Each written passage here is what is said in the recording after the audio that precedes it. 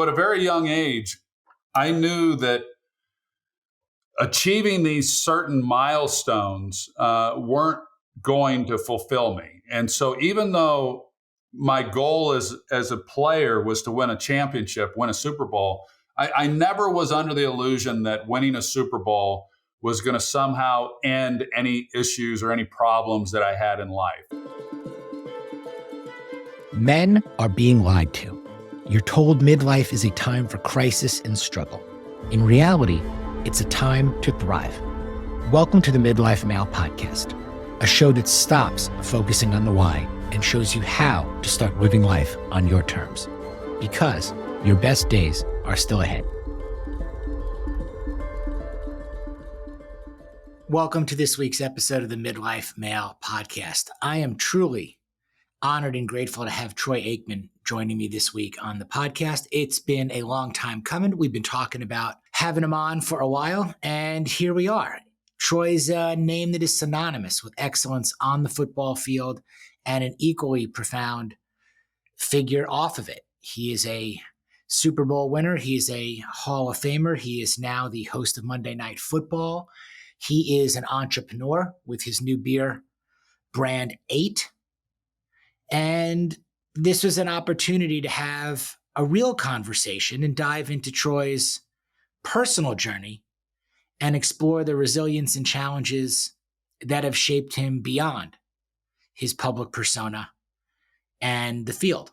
In particular, Troy opened up about one of his life's most challenging periods, his divorces, too, which he views as his biggest failures, and how the experience, which is steeped in vulnerability and transparency and introspection, led to some real transformative growth and reshaping and redefining his perception of success and failure. And amidst all of this, the light of his life, or the lights of his life, his girls and fatherhood standing as his greatest joy and top priorities. And he goes on to share how this profound responsibility shaped and steered many of his life's choices, and that blending between the demands of a public career with the intimate duty of being a present parent, and also just as a man who struggles at times with social anxiety and a personal routine that takes upwards of 3.5 hours a day to do simply what he enjoys doing, taking care of himself mentally, emotionally, physically, spiritually, workouts, walks, meditation, saunas, cold plunges, red light therapy.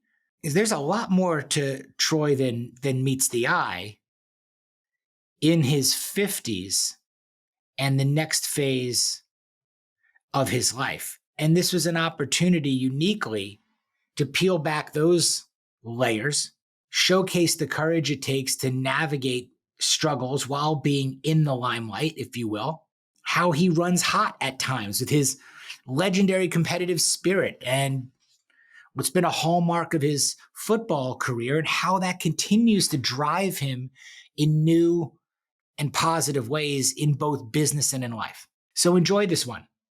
I know I did. Sisu saunas.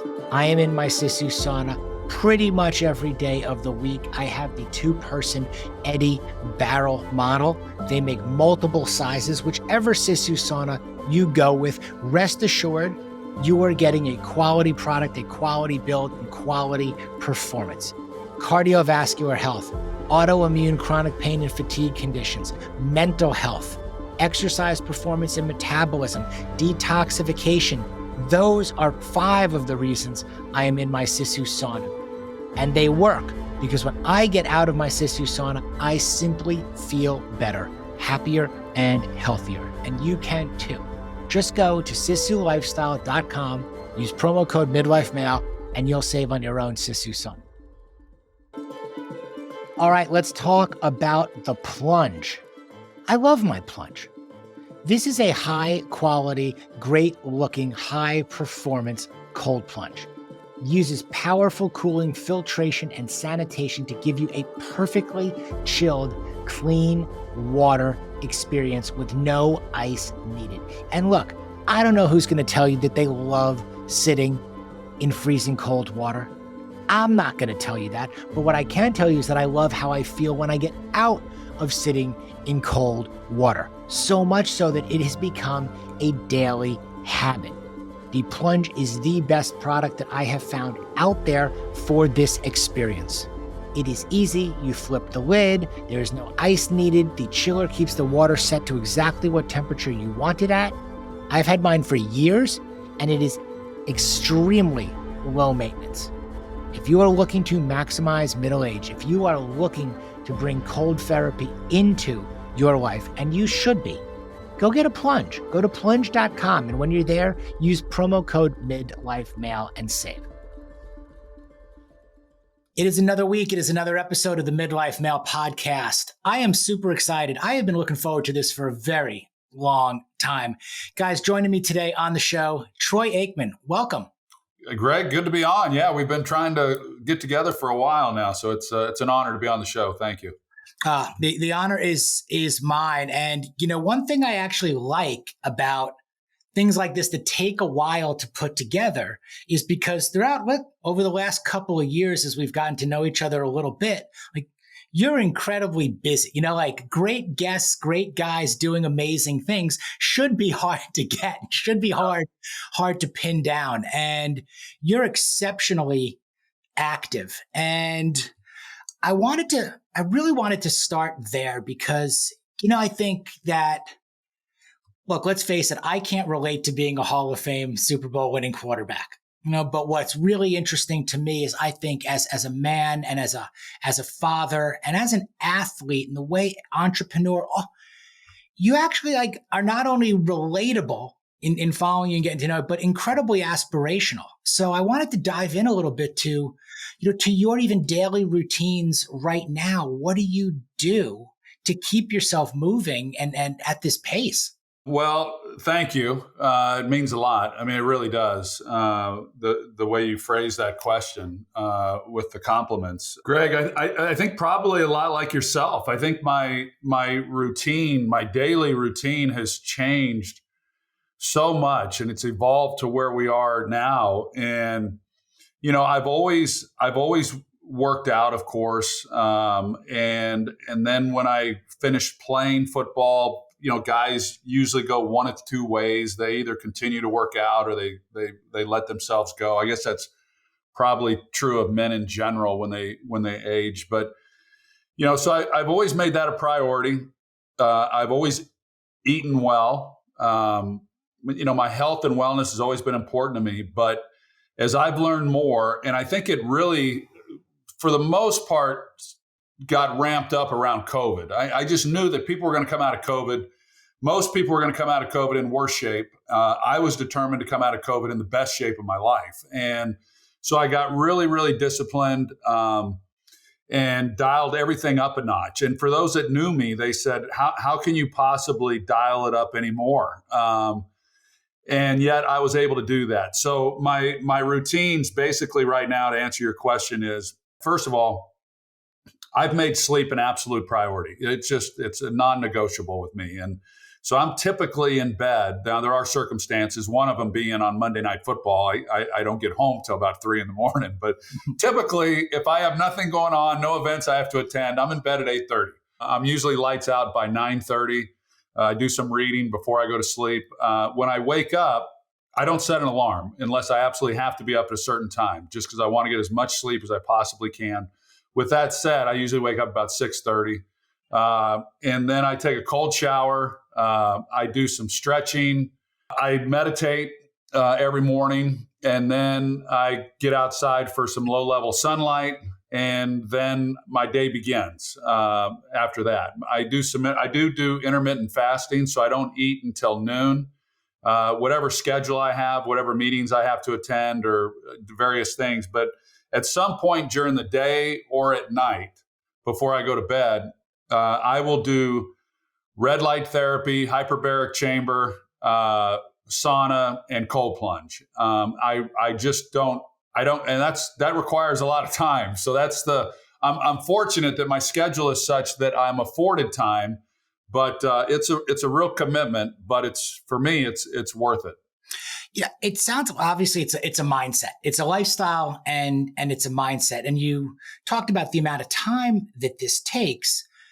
So I'm also curious on your boundaries and how you say no, to things, because this requires a lot of alone time too. And I've talked about this extent. Like, look, I'm not lonely. I don't consider myself lonely, and I don't consider myself necessarily a loner. But what I enjoy doing as part of my lifestyle and where I focus requires a lot of alone time, which also requires a lot of saying no. How do you set those boundaries? Yeah, that's a good question. And there was a time in my life to where I had a real hard time saying no. And I think that's probably true of most people, especially when I first came to Dallas. I was 22 years old. I was being asked to do a lot of things, more things than I'd ever been asked to do in my life. Everybody had a worthwhile charity event that they wanted me to attend, or, speaking engagement or whatever it might be. And I just, quite honestly, I kind of ran myself ragged. The season for me, both as a player and now as a broadcaster, eliminates so many things that I'm just simply not able to do because of my schedule and preparing for these games. So that gives me a bit of an out, but I've gotten a lot better. And I think it's important for people to be able to say no. And I've been able to do that. I think that, you use the word boundaries.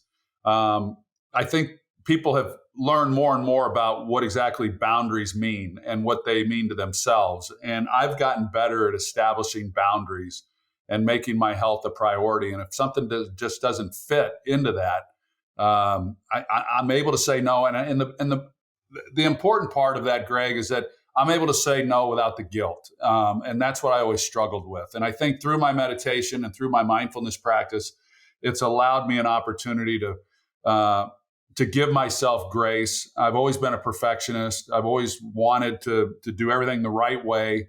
And so when I do say no, I don't beat myself up about the fact that I just simply can't do it, and that my time is important. How does that shift? Walking there, you talk, the 22-year-old player getting pulled on, into everything, different stage of life, wanting to say yes to it. The mindset there, that the QB1 kind of mindset, how does that adjust, 22 to 57? I guess what shifts have you seen, or what have you felt even through your practice to kind of, is it still the same mindset? Is it dialed up, dialed down, as you've gotten older? Because we're talking 22 to 57 right now. That's a big body of work right there. Yeah. I'm probably speaking for both of us and a lot of other people. It's hard for me to believe I'm 57, quite honestly. I'll say I still feel like I'm in my 30s. I feel the best that I've ever felt. I don't think my mindset has changed so much. I just think that with age, you begin to realize that time is precious, and you hear that a lot throughout your life. But until you really start to get older and you realize there's only a limited amount of this time left for us, what are we choosing to do with that? And I'm very aware of that, almost obsessively, because my grandfather passed away when I was 10 years old, and I went to the funeral.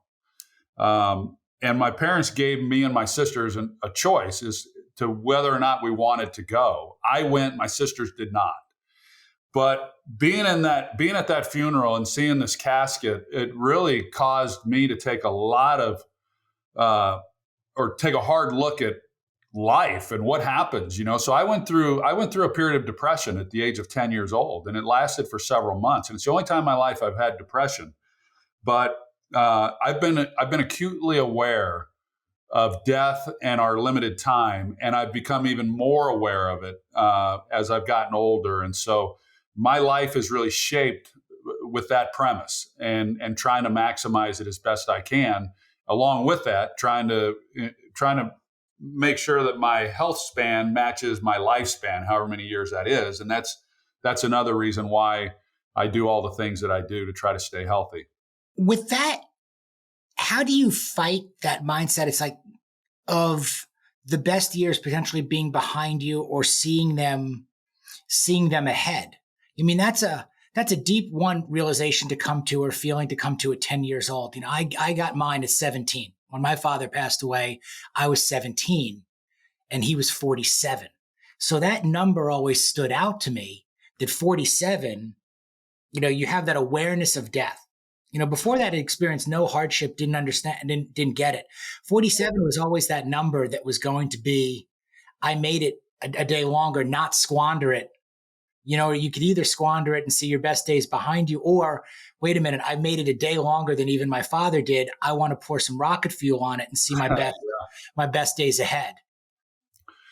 Well, for me, because I do feel so good, you know, and I'm reminded, Babe Laufenberg, I don't know if you're familiar with him or not, but he's a former teammate of mine. And when I was towards the end of my career, I made the comment to the local media. I said, you know, I'm in the best shape of my career. And he reminded me that when people say that, what it means is that they're old. Because young players in the NFL don't say, I'm in the best shape of my career. Older players say that when they're at the twilight of their career. And I think the same holds true in a lot of ways for when you say, I'm in the best shape of my life. You don't hear young people say that in general. It's usually people that are much older. But with that said, I do feel like I'm in the best shape of my life. At 57 years old, I don't feel like I'm limited in doing anything I've ever done at any time, at any age, over the course of my lifetime. And so that's a great feeling. And I know a lot of former teammates. I know a lot of friends that are my age as well that aren't as fortunate, that aren't as active and able to do as much as what I'm able to. So I honestly do feel like my best years are still ahead of me. And part of that, I think, part of that mindset is that I'm a realist, but I lean a little more towards I'm an optimist. I'm not a pessimist. I don't view the world, you know, negatively. I wake up each morning with a positive outlook about what the day is going to bring and what lays ahead and what can be accomplished. And so, even at my age now, I feel like I've got a lot of years left, Greg, and I feel like I've got my best years still ahead of me.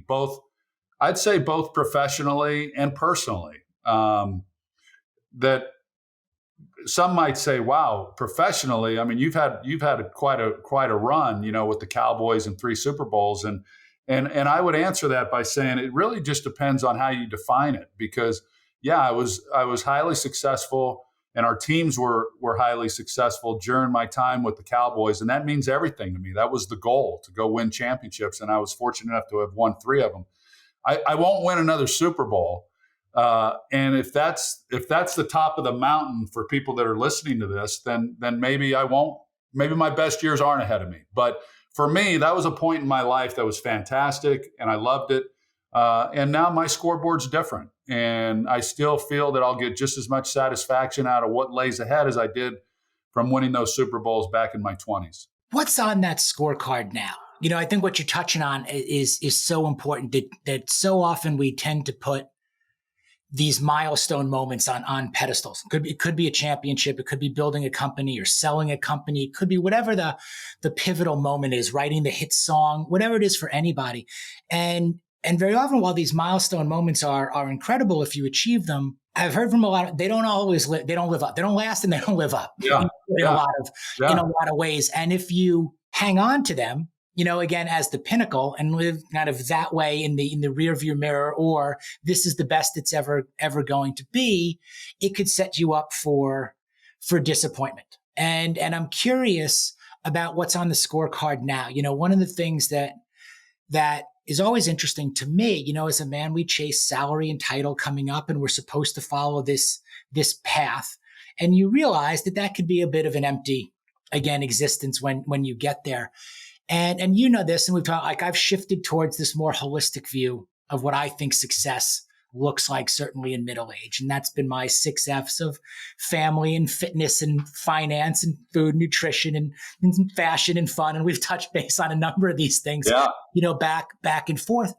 But you've made some really conscious decisions too. And I'm curious what's again on the scorecard. You've launched a brand in 8, which I want to talk about. You are, on Monday Night Football every week. You are a single dad raising girls. Like what's on your card? What does success look like for you? Well, I would say this, that I'll go back. When I was about 13, 14 years old,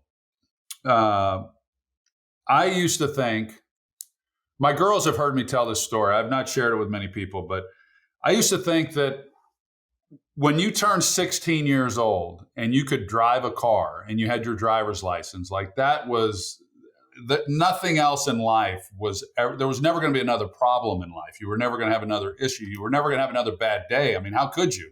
You can get in a car and drive. I mean, this is like that'll be the greatest moment ever.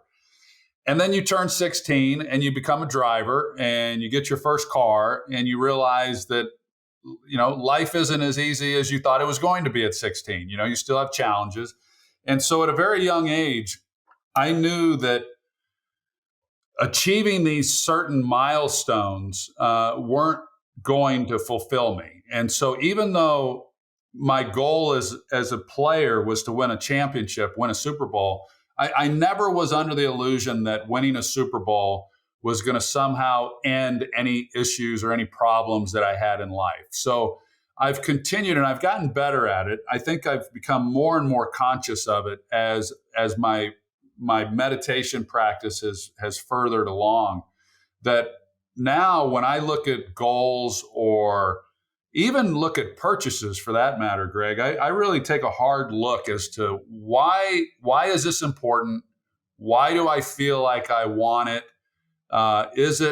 Do I think it's going to change my life in some way? Do I feel like it's going to make me happier in some way? And the answer to those questions are generally no.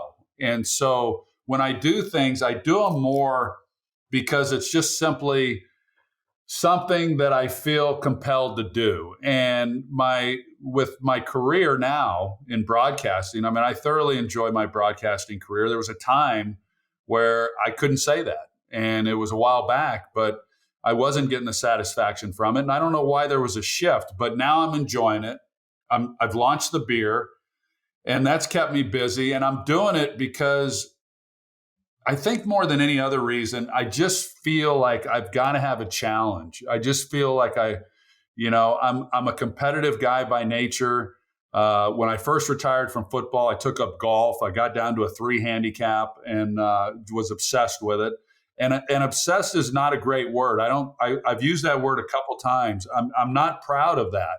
And I've got to dial it back a little bit because, I tend to run pretty hot when I have a goal in mind, and I have to try to keep things in their proper perspective. So where I'm at right now with the broadcasting and then the launch of the beer, it's keeping me extremely busy.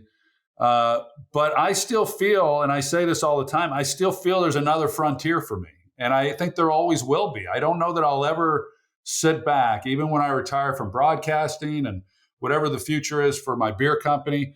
I think there will always be something that I just feel like I can challenge myself with. And it doesn't have to be some business or, an entrepreneurial type venture. Just trying to be the best person I can be, or maybe I can be a little bit healthier in certain ways. I just think there's always things that we can do to challenge ourselves and make ourselves better. You mentioned meditation and your practice a couple of times already. I want to get into that because it sounds also like when you're articulating kind of where you're at, there's clarity. It seems like you've also been somebody who has established clarity early. You talked at 10, you talked at a teenager, getting the license at 16, these early realizations, but that's clarity and perspective that's shaped you. It seems like that's carried you through all these different steps. When did you start the meditation and kind of mindfulness practice? And what do you really feel like you get from that keeps you into it? Yeah, good question. It was probably about 12 years ago. And how it started initially that I would have at times social anxiety. And I really couldn't quite understand why or what was going on. And I had panic attacks at various times and was wrestling with that. So I started doing some research on it. And Dan Harris, an ABC newscaster, I Googled and happened to come across his book, 10% Happier. And so I read his book and it talked about meditation. And that was my first introduction uh, into meditation. So I began meditating at that time. I came in contact with a number of instructors. I've been to retreats, and I've learned a lot at those. And yet, it wasn't until around COVID. COVID was impactful in my life, I guess, is what I'm Yeah. saying. That I read the book Untethered Soul, and I had tried to read it through a recommendation of a friend a few years earlier, but I just could not get through it. It just was too much. And I don't even know why I picked it up, but I picked it up and read it. And for the first time, I had been meditating for a number of years at this point, but it wasn't really clicking as to why I was doing it or what I was supposed to be getting out of it. But this book just unlocked a lot of doors for me. So for the first time, I'm like, hey, I get it now. I get why I'm not meditating to be a good meditator. I'm meditating to be good in life, to be able to handle the stresses of life. And so it was a total shift for me.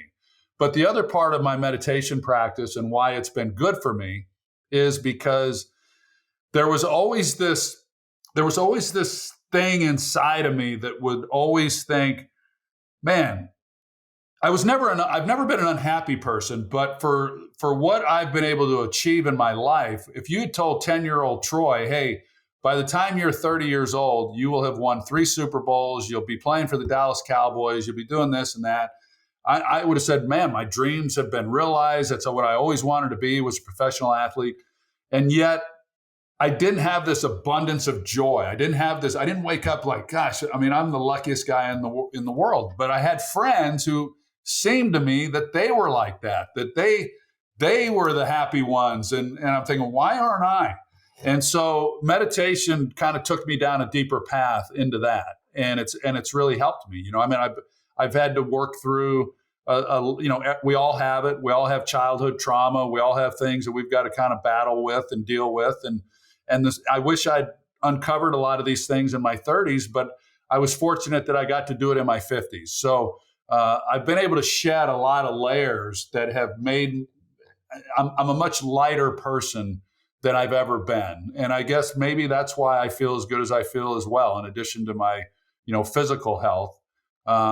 But it's been a journey. I mean, it's been a real path, and I'm proud of where I'm at, and I look forward to whatever the next 20, 25, 30 years holds for me. As you mentioned, the retreats and the meditation, I had a buddy of mine, I think I had posted earlier in the week about what my week was looking like ahead, and that I was going to be talking to you this week and other things that were up there. And a buddy of mine sent me a message saying that he was on a silent meditation retreat that you were at. Yeah. And Yeah. he said he made it about a day or something like He made that. it a day. I think, I'm not sure. You either said he made a day, maybe you made a day, whatever. He shows up at I this. made 3 days. I was going to say, if he made a day, then I beat him, and I didn't think I beat anybody. So I won't totally out him on this, but good for him. He says, I was at this retreat, silent meditation retreat. It was the first time I'd ever done anything like that. And Troy was there, and he said that he was trying to focus, and he kept opening his eyes to see what Troy was doing, to see if he's like, I want to know what Troy is doing, because if he can do it, like I could try to do that. And where it was leading to me was one of these things that, like, how do you deal with the attention of being a famous athlete, a famous person? Do you feel eyes on you? Do you feel like you kind of let it set expectations maybe of what everyone else expects you to be? Like, I have to be the perfect meditator, or if I'm in public or go to these things, is it hard to kind of just be yourself and let your guard down? Or do you feel that after all these years of just eyes on you? I don't feel it as much as I once did, but I did. I think that's real. I think by nature I'm a relatively shy person. I'm not this real outgoing personality. I never have been, and so when I became a public figure, which goes back, I mean, it's all in various degrees, but goes back to primarily when I went to college, but mostly once I got to Dallas as the first overall pick. But yeah, there's no question that it influenced a lot of decisions. It influenced how I conducted myself in public. And this was before social media and before camera phones and all that stuff. But yeah, I felt like there were a lot of eyes on me, and it didn't make me very comfortable, quite honestly. I've gotten, because it has been a part of my life for so long, I've come to terms with it. I'm not a prisoner of it the way I maybe was at one time. So yes, I guess to answer your question, yes, it has impacted me, not as much now. The yoga retreat, yeah, that was that everyone was in their own world in that deal. So that, for your friend to make it to that one and never having done it before, that was intense. It was like yoga boot camp. I mean, or yoga. It was like meditation boot camp in trying to handle that. And I left after 3 days, and most people don't make it to 10 days. But it was tough. And I will say, my girls asked me before I left to go on that retreat. They said, "Dad, do you think you'll stay the full 10 days?" And I said, "I've never quit anything in my life." I said, "Absolutely." I said, "I'll see you in 10 days." And they had a big high school dance coming up that Saturday night that I was going to miss. Well, I was home Saturday afternoon and saw them off to their high school dance. And I was upset with myself that, wow, I really let myself down.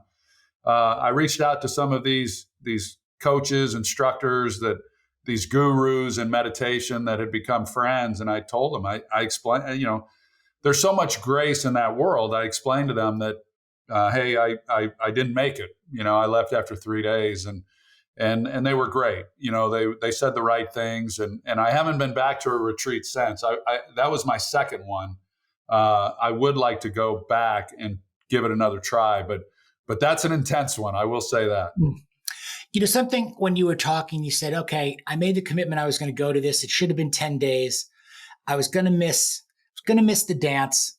Ultimately, you made it back for whatever the reasons were. And earlier you mentioned the phrase like perfect, is perfect kind of being the enemy of good, or being a perfectionist. How do you make those decisions in terms of, their obligations, responsibilities that you've obviously had throughout your life and your career? Monday night is Monday night. Those things, games or game practices are there, but those decisions and those things that are on your calendar around, the family commitments, and being with the girls, and you are a devoted dad. I see all the things that you're doing with your girls.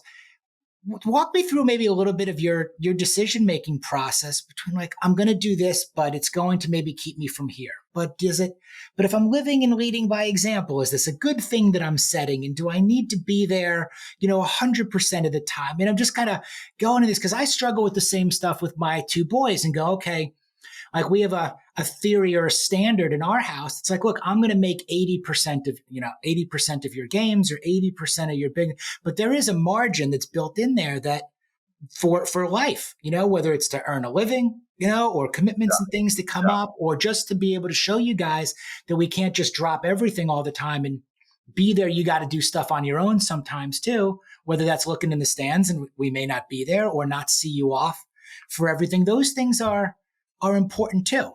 Yeah, there's no doubt. And I think the way you explained it to your boys, I think is perfect. And with my girls, they're now both in college, 21 and 22 years old. They're adults, and I'm not able to make everything, nor was I able to make everything when they were a lot younger. I made everything that I could, but there were those times when, like you said, you just simply can't make everything. And sometimes you got to make decisions and choose. And I think that all of that is healthy. It's, I never wanted you know what's important. I mean, you know those moments when you just have to be there, and it's too important to your girl not to be there, and you do everything you possibly can to make sure it works. And then there's other things that, yeah, you'd like to be there, but it's not the end of the world if you're not able to make it. And there's these other conflicts, and I just try to balance all that, like all parents. I try to balance that as best I can, but at the same time, make sure that they know that they are the priority. But even with them being the priority, it doesn't always mean that whatever they're doing takes precedent, if that makes sense. Um, so that's kind of how I've done it, and I think that I do think I've been able to strike that balance. I will say that as a father, I don't know if you're this way, that our time with our kids is so limited, and you realize it more once they're gone. And I saw something where they said that you have all this time up until your kids are 18 and they leave the house, and then you have the total of about a year with them once they leave at 18 years old for the rest of their lives. It accumulates to about a year. And boy, that's kind of an eye opener to me. And there are being a dad, being a good dad, has always been the most important thing in my life. And I feel like I was there every step of the way, but even I look back and think, gosh, could I have done more? And maybe that's just part of being a parent. I don't know, but I still find myself asking myself, could I have done more? And I've asked my girls. Now they say, "Oh, Dad, you were great. No, you couldn't have done any more." But I guess we always ask that question, and sometimes at certain things, certain points in their lives, or different, you say, events that maybe you missed. Unfortunately, you don't get a do-over, and I don't know that there are many do-overs that I would take, but I'm sure if I really gave it some thought and looked back on it, I'd say, I wish maybe I'd done this a little bit differently and could do it over again. That statement or that statistic that you were alluding to, I've heard that before, and then it's made a deep impact, especially, and you said, with our kids being relatively similar in ages. And one of the takeaways that I took from this and shared it with my boys was that, I think it was effectively 90% of the time, is spent with your kids up until they're 18, and you've got about 10%, give or take, what you're alluding to. So we're going to be in the 10%. It was like, okay, boys, like Kate and I sit down with the boys and go, okay, what is it going to take for us to be in the 10%? Again, to that notion that our best days are still ahead, or, okay, I can understand the societal metrics of how these statistics work, but somebody's got to be in the 10%. You got to make it up. It might as well be us. So how do we schedule those things, and how do we allow for those things? And how do we set the standard and the table with our boys that that's what you need to expect also, that that's what's going to happen, whether you like it or not. Like, I know it's hard for 21-year-old, boys or girls or anything to want us around as often, but hey, we got to break out this time because, like you said, it is fleeting, and that's the standard we're setting. And that's what's really, really important to us. You have two girls. I have two boys. Easy. I don't know if I'm even going to phrase this correctly, but was it a relief to have two girls? Did you want the boy? I can't even imagine what did you ever think oh, it would be hard to be my son? What if my son doesn't achieve that? I mean, look, you got a resume, man. I mean, we're not beating around the bush. When you have two girls, how has that made you feel? Well, yeah, I was just having this conversation with a friend of mine whose wife is pregnant with their third, and they've got two boys, and do they want a girl, and all that kind of stuff. But yeah, I wanted a boy. I did, and when my wife was pregnant with our first child, we found out she was going to have a girl, and said, okay, great. Once you find out what you're having, then, nothing else really matters. You're excited about the whole thing. And then when she got pregnant with our second child, I was thinking, boy, I hope it's a boy. I did want a boy, obviously a girl. And all that was great. And since then, I will say that there was never a part of me that ever wanted to try a third time for a boy. And in my family, I'm the last to carry the Aikman name. So it's up to me to have a boy to carry it or it ends. And that's okay. And it's going to end because I'm not having any more children. And if I were to have another child, I would tell you, Greg, I'd want it to be another girl. And I just love the father-daughter relationship. Now, I don't know the other relationship with a son, but I do know that I've been hugging my girls since the time they were babies, and it's never changed. If they walked in the room right now, the first thing they do is walk over and they give me a big hug. Every morning when they were growing up, every morning they come into the room and give me a hug in the morning. That's just what we do, and I just love the father-daughter relationship. If I had a son, I do think I would be a little tougher with him, and not athletically. It wouldn't matter to me if he was an athlete, but the challenge for me, Greg, would be I would want him to be a man. And I'm an old school guy, so I would be very demanding on him that he conduct himself a certain way, that he treats women a certain way. This is how you talk to your mother. This is how you talk to women. This is all those things. You give a handshake, you look the person in the eye. I mean, all of those things that I think are important to being a man. I would instill in him, and that would have been it'd have been cool to be a mentor to a young son in that way and see what he became. Instead, with my daughters, I tried to treat them as a father how I want them to expect to be treated as women now that they're older. And I remember that I would always go over and open up the car doors. I still do. I open up the car doors or any door for that matter, for my girls. And my youngest, she thought it was a game, to where when she was probably about 7 years old, she would race to the door to try to beat me so that she could open the door. And I had to tell her, I said, Allie, listen, Dad opens the door. Dad will always open the door. Okay. And one day you're going to be dating somebody and they're going to open your door, because that's what we do. And that's what you're going to expect. And now it's become really kind of a joke to where they laugh about it, but they do. They expect that now in their boyfriends when they go out on dates. And I'm proud of that. And I was reading, when I went through a divorce, I was reading that girls get their self-confidence from their fathers. And I'm hopeful that that's true. I'm hopeful that what I read was true, because I did everything I could as a dad to be present in their lives and treat them in a way that they would be self-confident women. And I believe that they are.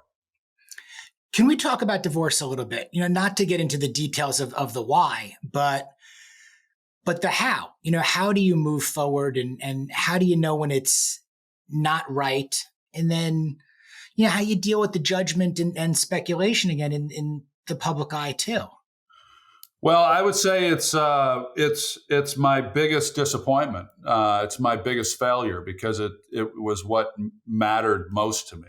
And unfortunately, I've been married twice. So yeah, I failed twice. And my biggest regret for my girls is that I didn't give them something that I thought or think is really important. And that is a home with a mother and a father that respect and love one another. And I think that that's the greatest gift that any couple, parents, could give their children. And so I've got friends. I thought I was smarter than everybody in this sense, that my buddies got married right out of college. My best friends from high school and college all got married pretty much right after they got out of college. And some of them married gals that they had dated in college. My best friend from high school met someone shortly after college. They got married young. And I married at 33. So they got married about 10 years before me. And I just thought, okay, I'm the smart one. I'm going to wait, make sure it's right, not jump into anything. And all my buddies are still married to the same women. And I think it's the greatest thing in the world. It's better than anything I've ever accomplished in my life. I tell them that all the time. Couldn't be prouder of them. So yeah, I get a little emotional with it because I do think it's a real gift, and knowing how much my girls mean to me and my children, for whatever the reasons are, it doesn't matter. But the fact that I couldn't give that to them will always be a source of pain and disappointment for me. You mentioned your buddies, all of your buddies. And I know you've had a lot of teammates throughout the years, obviously, and a lot of buddies. And one thing that comes up a lot with the guys that I work with and talk to is that it can be lonely at the top. We touched a little bit on loneliness earlier. What's that experience been like for you? And who are your buddies, your inner circle? Yeah, it takes me a while to really. I've got friends that I've met since I got to Dallas, excluding teammates. There's a bond with my teammates that is forged because of the things we've gone through. But as far as just people who had no connection to me whatsoever, and I just happened to have met since coming to Dallas, those and then we are really close friends. Those people in my life are rare. They do exist, but it's rare, and it's an uphill battle for those people. It's just I've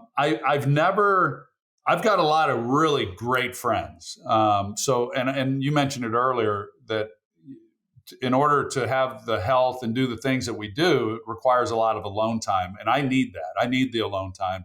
And yet I've never felt alone.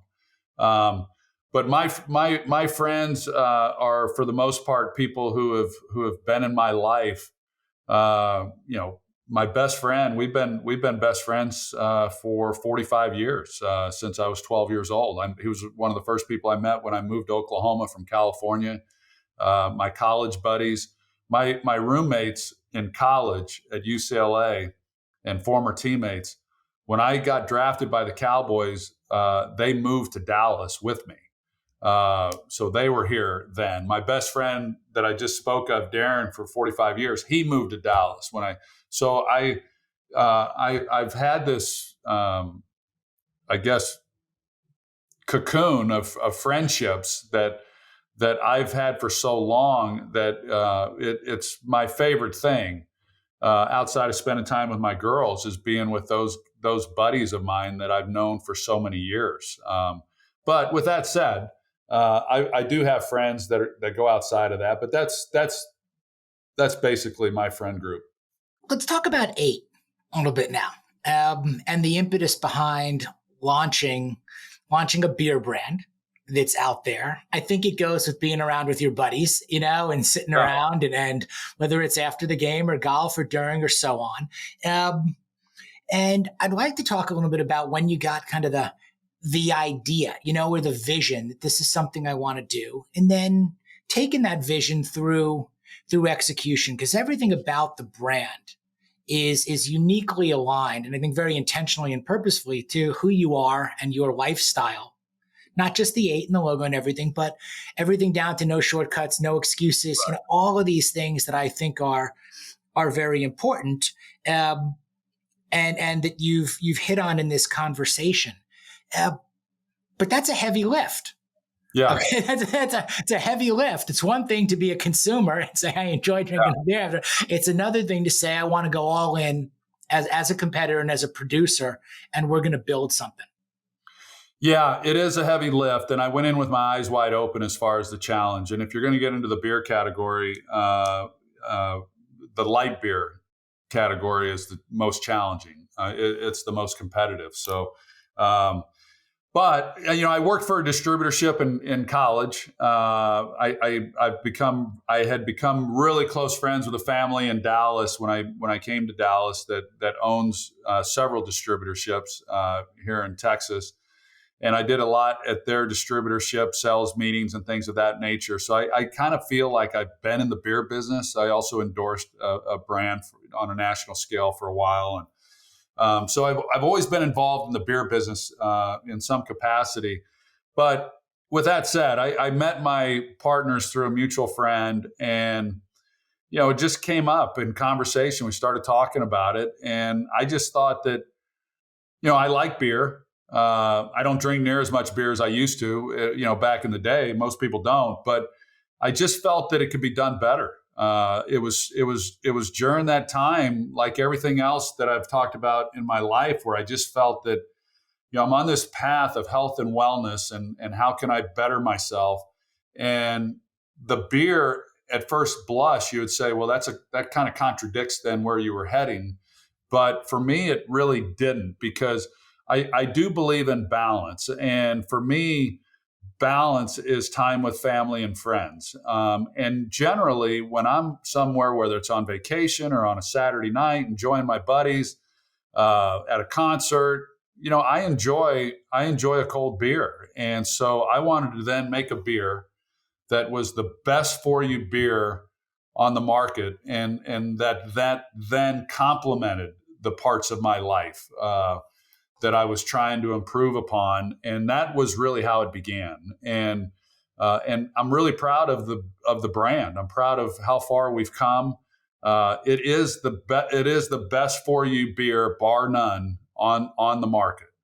100% organic grains, antioxidant hops, and the best part, no adjuncts, meaning there's no added syrups or sugars, sweeteners, none of that garbage. And every other beer has that. We've come a long way. We're in our third year. We launched in Oklahoma. It's doing extremely well in Oklahoma, and we continue to improve our traction in Texas. And what this story says when it's all said and done with, I don't know. I'm just focused on trying to grow a great brand, or build a great American beer brand.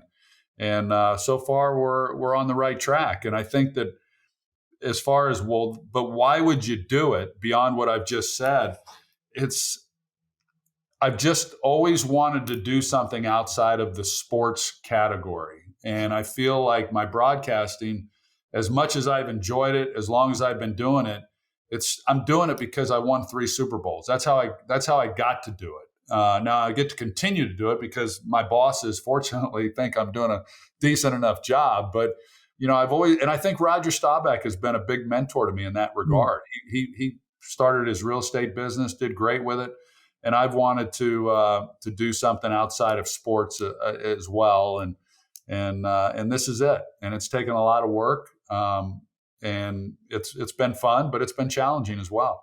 Are there any demons that you still or struggle with in midlife? There's so many guys that look at others from the outside looking in. I say all the time, there's always stuff we're not seeing, that's out there, especially these men that seem like, again, they have it all or have it all figured out.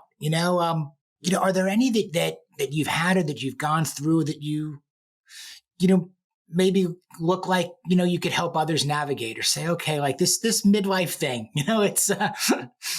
it's different, but here's how I'm looking at it, Yeah. Not really. I don't really feel like I have any demons. I will say this, that if it hasn't come across in this podcast, I constantly am wrestling with my desire to achieve and my desire to find peace, and there was a time when the word content or contentment was a 4-letter word in my world. That's no longer the case. And my sister, one of my sisters, she's the CEO at the largest hospital in Oklahoma, St. Anthony's, and she is wildly motivated and has been extremely successful. But I know from being around her that she has contentment in her life, and she's a role model for me for that reason. And I feel that I'm not maybe where she is, but I'm better today than I've ever been. And so it's a constant juggling act for me. And it's why I said that I've got to take a hard look at everything I do and just be aware, okay, why are you doing this? And what is this bringing to your life? And is that of value?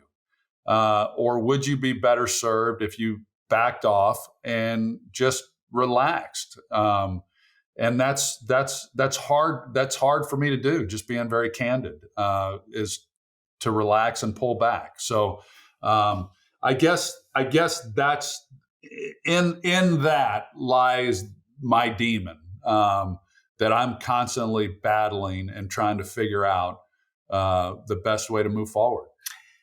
I think it's a trait of high performers. In this almost definition of ambition or high performance lifestyle, motivation, whatever it is, we're chasing, and back to what maybe happiness or contentment, as you said, really looked like.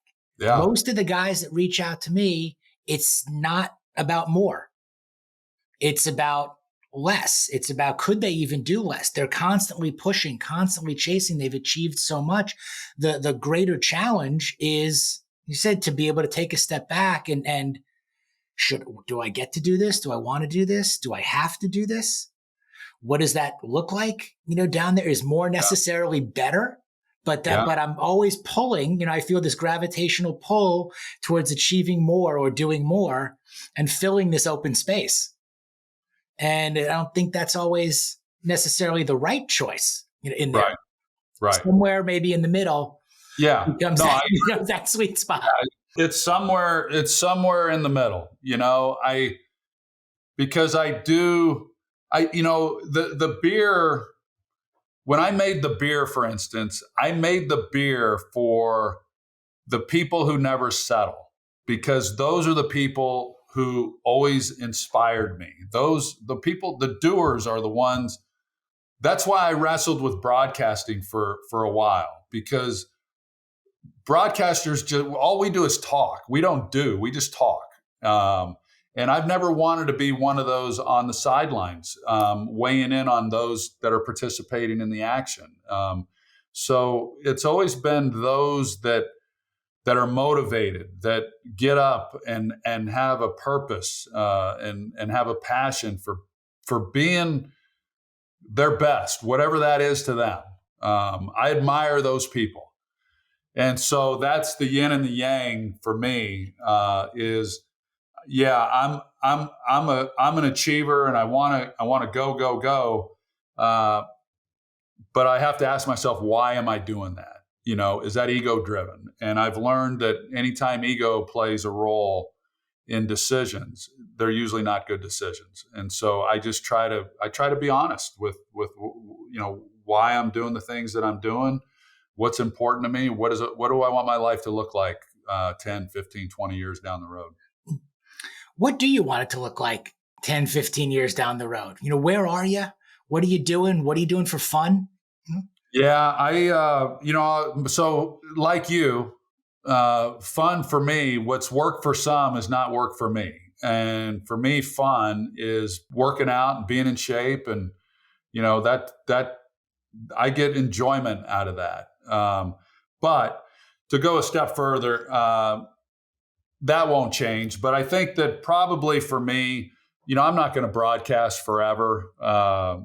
And there will come a time, I have a ballpark age as to where I think I'll walk away from it and kind of move on. But I really want to travel. I want to see the world. There's so much I want to be able to see and do. I'm a frustrated photographer. I'd love to be a professional photographer. I'd love to learn the camera more. I work on it. I take classes. I take online courses. I've taken in-person classes.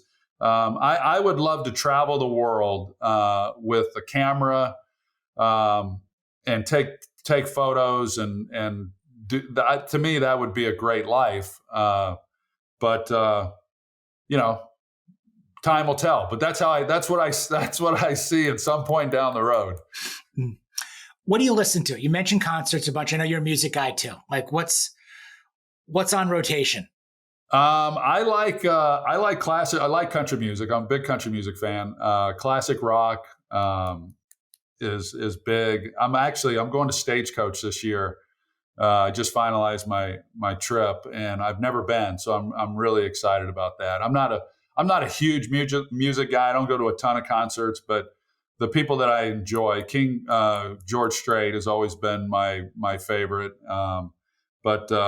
Yeah, I like those that I like, but I like classic rock and I like country for the most part. I'm into all this stuff. So I actually just, if these things matter, like the style with the substance stuff actually matters to me. Yeah. What do you drive? I drive a G-Wagon. Nice. which I love, by the way. I love it. I had a Range Rover, and I love the Range Rover too. But I got a G-Wagon. A lot of buddies said that had it thought it rode a little rough. I've had mine for a few years, and I love it. Whoop, Aura, Apple Watch, all? I wear a Aura Ring and an Apple Watch.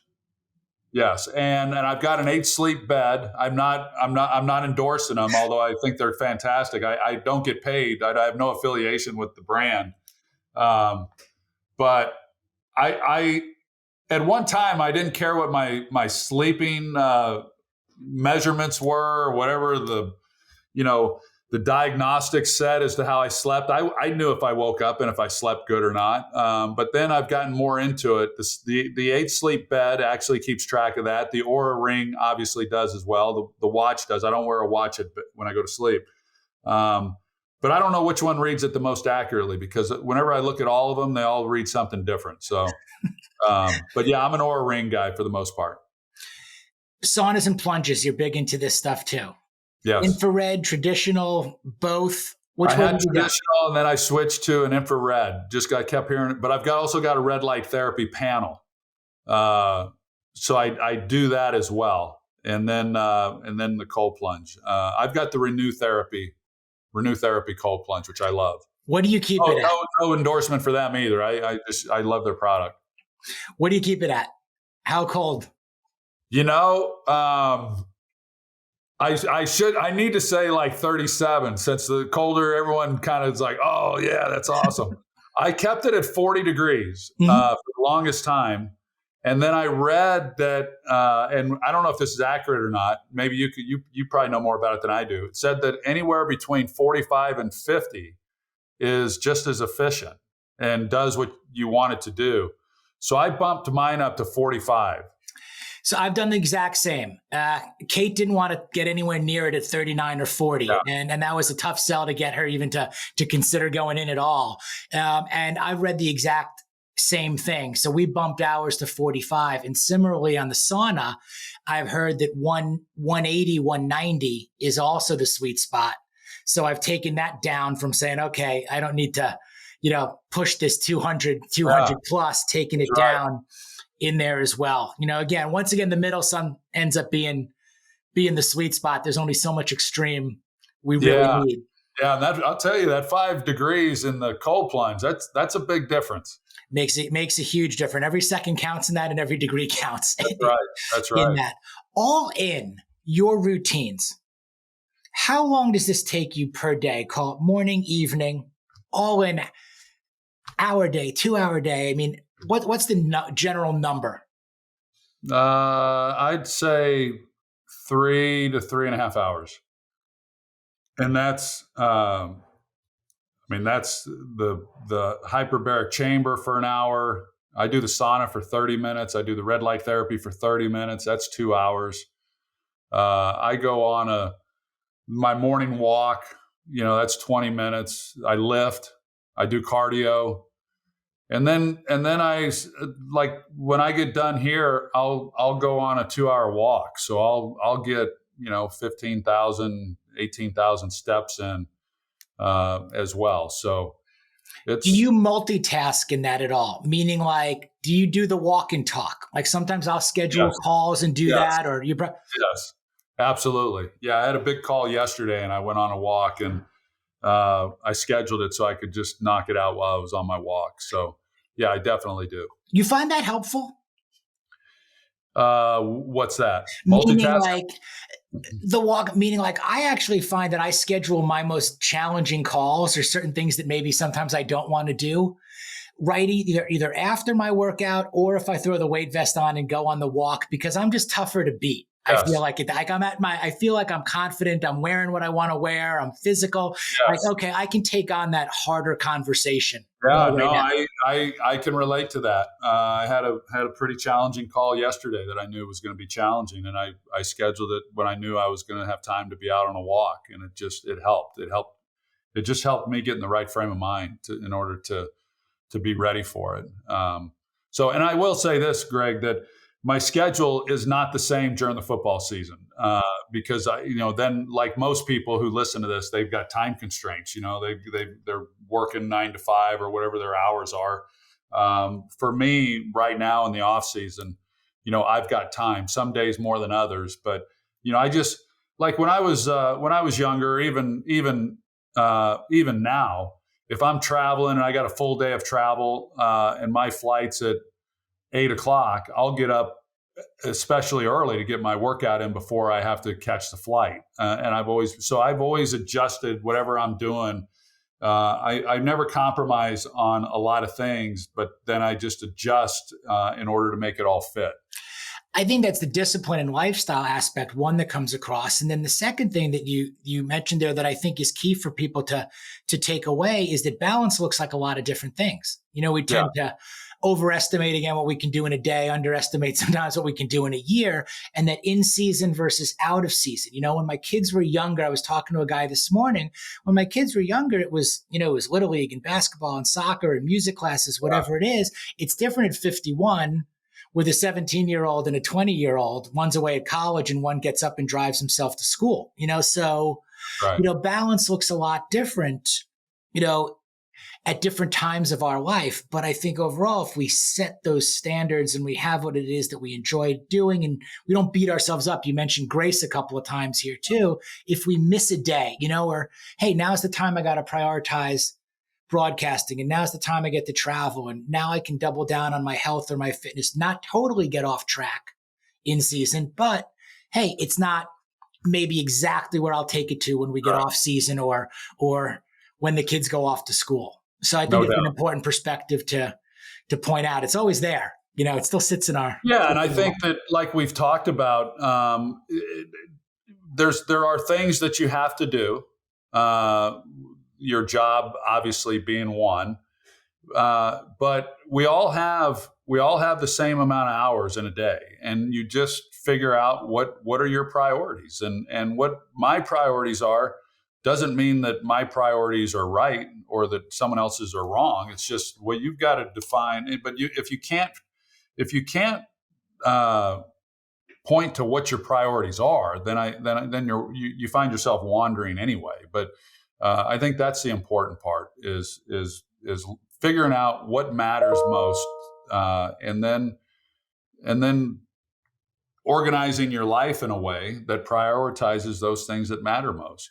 Do you journal that or game plan that? Like, obviously, you've studied a lot of playbooks. You study a lot of now. I mean, as an analyst, do you have your own?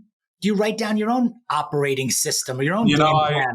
I don't. I will say that I've talked to some people about that too, because I've not journaled. I've bought some journals to start, and I've never gotten started, and I don't even know where to start. Quite honestly, that people say, well, you just write. You do whatever you want. Some people draw pictures in their journal. It's just whatever. There's no right or wrong. You just go, and I get it.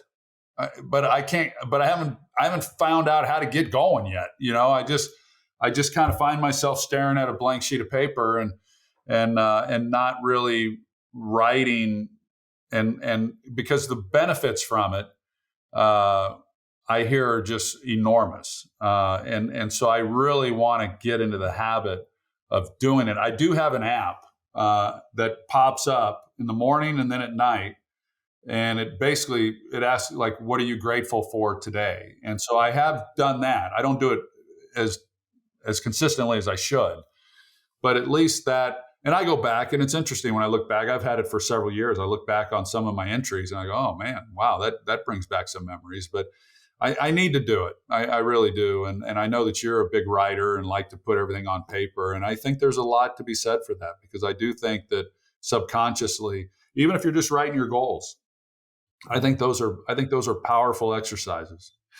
I agree. I think that, for the longest time, I operated without a plan, or thinking that I could get by without a plan, or just wing it, in your head. Yeah. And at least what I have found, whether you call it journaling or whether you call it, I do a lot of voice notes, and however you get it down, to your point, there's no right or wrong.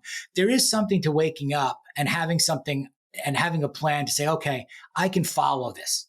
And if I follow this and I know where I'm going, if I can follow this, I got a head start on being successful. Yeah, you have a statement that you say something about show me your calendar and I'll show you your Show you life your or priorities. Exactly. priorities. Sure. Yeah. So I keep everything on my phone, but if like everything that's important to me in a day that I need to do is on my phone. And I mean, I don't know where, I don't know. I do know people that don't have a calendar. I don't know how you do that. I like my life wouldn't exist if I didn't have a calendar. So I'm pretty disciplined with that. I'm with you on that. I think, what we schedule gets done. And I think it's interesting when you do look at your calendar and it does show you that. When you go back and you look at it, you can look forward or you can look back and you can go, okay, what's on it? Are my boys on it? If I say family is the number one priority, show me, on there. If you say that fitness and health is the priority and that's 3 hours, give or take a day, morning and evening, show me where it is. And what it also makes obvious is it makes obvious where there is that open space, where there are those opportunities to either say, I want to fill it, or by the way, it's by design to keep that open space there because again, doing more might not necessarily be better, for me here. There. Yeah. I've got an assistant and, a lot of people, they'll have their assistant handle their calendar. So they'll look at it and say, hey, he has this hour free. Yeah. You can see you then or schedule him, whatever it is. I've never and ever have I allowed anyone to have access to my calendar and book anything for me. I mean, I'll look at it and figure out what works for me and what I have time to do. Well, Troy, listen, I couldn't thank you enough for being here today. I really enjoyed the conversation. I just enjoy everything that you're up to and everything that you're all about. And thank you for sharing so much today. Absolutely. Yeah, no, this has been great. And we covered ground that I haven't really gotten into before. So I enjoyed it. It was great to finally get on. I love what you're doing. And thank you so much. My pleasure. Thank you so much. Thanks so much for listening. If you can leave us a review on Spotify or Apple, that would mean so much to us and really help us out. Also, be sure to subscribe and check us out on YouTube at Midlife Male. We'll see you next time.